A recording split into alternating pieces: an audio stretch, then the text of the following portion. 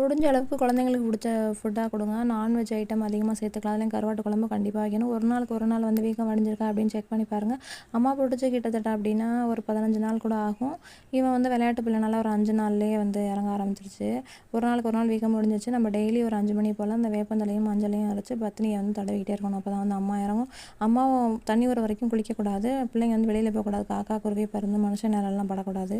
பக்கத்தில் இருக்க மாரியம்மன் கோயிலில் போய் தீர்த்தம் வாங்கிட்டு வரலாம். மற்ற கோயிலுக்கெல்லாம் போகக்கூடாது. வீட்டில் சுடுதாமெல்லாம் பொருத்தக்கூடாது. அம்மா இறங்கிச்சு அன்றைக்கி தண்ணி வரும் அப்படின்னா வீடு வாசல்லாம் கழுவிட்டு ஒரு நேர குடத்துல மஞ்சள் போட்டு தண்ணியை வந்து வெயிலில் காய வச்சிடணும். அந்த தண்ணியை தான் குளிப்பாட்டணும். ஒரு 5 மணிக்கு மேலே சோப்பு ஷாம்பு எதுவுமே போடாமல் 3 நாளைக்கு தொடர்ந்து தண்ணி ஊற்றணும். அதுக்கப்புறம் தான் சோப் போடணும். 3 தண்ணி விட்டதுக்கப்புறம் தான் வீட்டை விட்டு வெளியே போகணும். நம்ம வீட்டில் சொருகணும். வேப்பந்தலை வந்து நல்லா காஞ்சி சுருவானதுக்கப்புறம் பிள்ளைக்கு தண்ணி விட்டுட்டு தலைக்கு சுற்றி கீழே ஆற்றுல போட்டணும். அதுக்கப்புறம் சின்ன வெங்காயம் பருத்தி கொட்டையும் ஊற வச்சு குழந்தைங்களுக்கு கொடுக்கணும். ரொம்பவே குளிர்ச்சி.